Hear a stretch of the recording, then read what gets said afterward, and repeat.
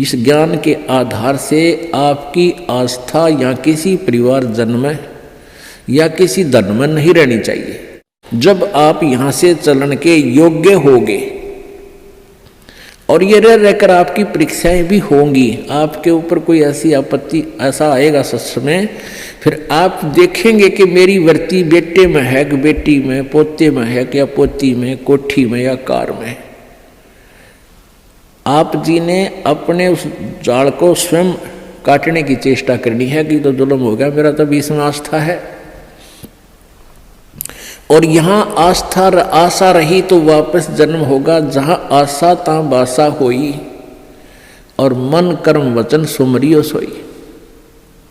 आपकी यहाँ किसी भी चीज में आशा रहेगी, आस्था रहेगी, तो वापस आप जी को आना पड़ेगा। इसी यहीं पर मनमाने या फिर बैल बनकर आ जा।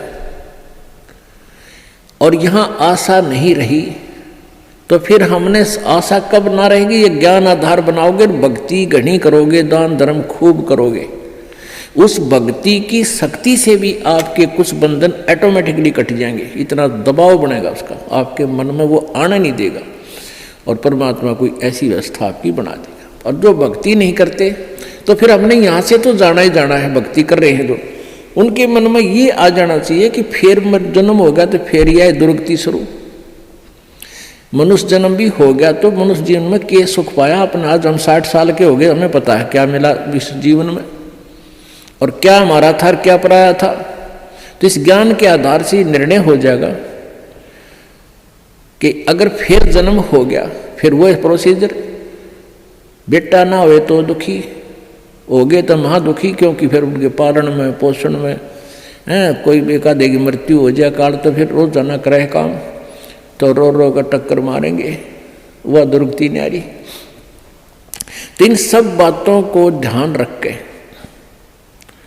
तो सच्ची श्रद्धा बना ले कि तो मरना पड़ेगा, पर इसी जगह चला फिर मरना ना पड़े, यहां से तो जाना पड़ेगा। तो इसलिए ये तो अपना है ही नहीं, चाहे बेटा है चाहे बेटी है, उनमें मोह है या ना है।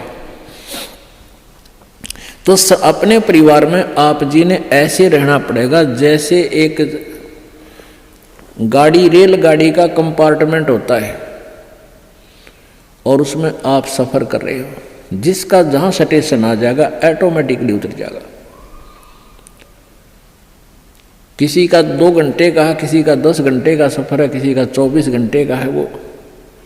तो ऐसे ही आप जी इसको ऐसा समझ कर रहोगे जैसे रेस्टोरेंट होते हैं, होटल में जाकर डट गए, तो वहाँ सारी सुविधाएं होते हुए भी आपको पता है कि ये मेरी नहीं है, उनका प्रयोग भी करना है। उनमें मेज कुर्सी पलंग टीवी वहाँ पर है, उनका पंखा कूलर एसी फ्रिज, उनका प्रयोग भी करना है, लेकिन अंडरस्टूड होता है कि मेरी को ना, ये तो धनी की है। तो ऐसे ही ये सारा रेस्टोरेंट, ये होटल, ये काल का है और हमने किराए पर अपनी पूंजी जमा करा का यहाँ, तो ये कुछ समय का रहने का यहाँ पर मिला हुआ है और ये व्यवस्था बता दी, इस खेती में बना रखा, ये मजदूरी कर, ये ऐसे खा ले, ये या छोड़ रखा है। लेकिन ये अपनी नहीं, हम यहाँ होटल में कुछ दिनों के लिए सटे करे हुए। यदि ऐसी आस्था आपकी बन जाएगी तो फिर कोई पल्ला नहीं पकड़ेगा आपका, कोई बाधा नहीं बनेगी।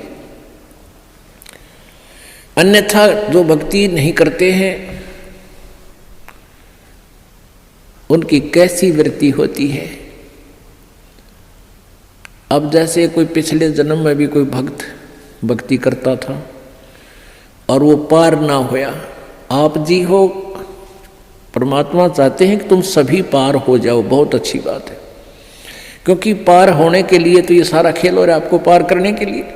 अब विद्यालय में बच्चे फेल भी होते हैं और पास भी अधिकतर ही होते हैं, और कुछ एक फेल भी हो जाते हैं, तो वो फेल हुए हुए गणे दुखी होया करें। तो ऐसे ही एक व्यक्ति किसी जन्म में कोई प्राणी, कोई आत्मा परमात्मा से विमुख हो गया, भक्ति ना करी, छोड़ गया, तो उनको फिर लेता है भगवान शरण में। एक किसान के घर जन्म हो गया उस पुण्यात्मा का, अब कहते हैं जो जन मेरी शरण में एक बार आ गया, परमात्मा कहते हैं हमारी शरण में एक बार कोई प्राणी आ गया तो फिर उसको जब तक वो पार नहीं हो लेगा उसके पीछा हम छोड़ना को नहीं। जो जन हमारी शरण है ताका हूं मैं दास, और गेल गेल ला गया फिर वो जब लग धरती आकाश। तो उसी विधान से परमात्मा उस किसान के पास गए और किसान से कहा कि भाई, किसान पहले बैठे, राम रमी हुई, क्योंकि पिछले संस्कारी जो भक्त होते हैं वो कहीं भी जन्म ले लो उनमें वो भाव श्रद्धा बनी रहती है। आओ महाराज जी बैठो जी, बड़ी आसन दे दिया, आप नीचे बैठ गया भगत की तरह। तो महाराज जी होते हैं, अपने भक्ति का ज्ञान सुनाते हैं, परमात्मा की चर्चा शुरू कर दी।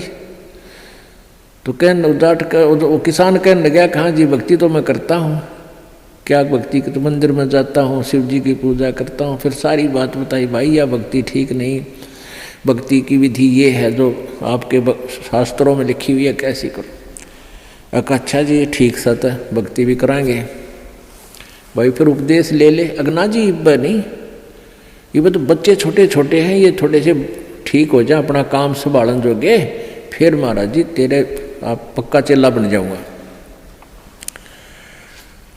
लाख समझाने पर भी नहीं माना, यही कहता रहा। परमात्मा चले गए।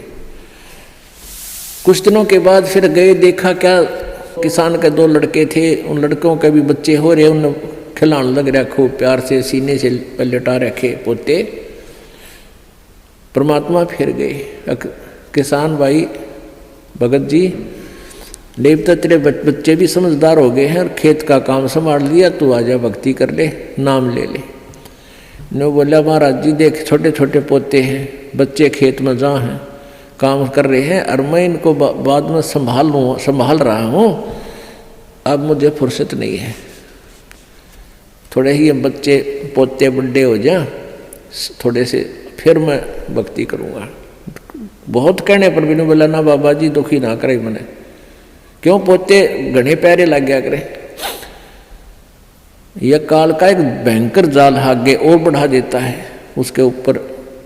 अब बेटे तो उल्टे बोल रहे, कोई धमका दे, कोई खुरका दे, और वो पोते बोल रहा करे प्यारे प्यारे, तो वो घने प्रिय लगते हैं।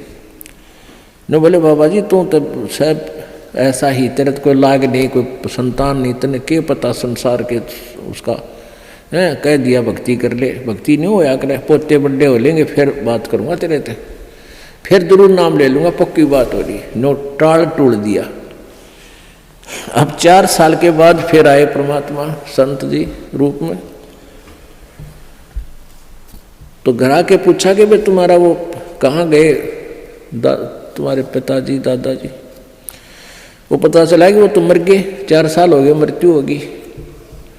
मालिक को तो पता था, क्या था कि खेत में उन्हें का बैल बन गया, आके बैल बन गया, बैल की चुनी प्राप्त की, और खेतों में उसका बेटा उसको हल में जोत रहा। अब परमेश्वर वहां पहुंचे, वो लड़का भी जाने था, महात्मा कई बार करते, रोक दिया, कहा महाराज जी कैसे आना हुआ कि भाई डट जा तेरे बाबू, तो 2 बात बतलाऊंगा।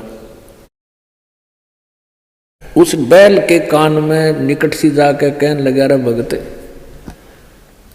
अब तो आजा मेरी शरण में, तेरा शरीर छुटवा दूं बैल का, और नाम दे, तेरे को मनुष्य जीवन दे दूंगा, और तू चाल देख ये दुखी हो रहा, तेरा लठ लग गया, तेरा बेटा लठ मारे हैं, और तेरी के दुर्गति हो रही, तो के कह है वो बैल।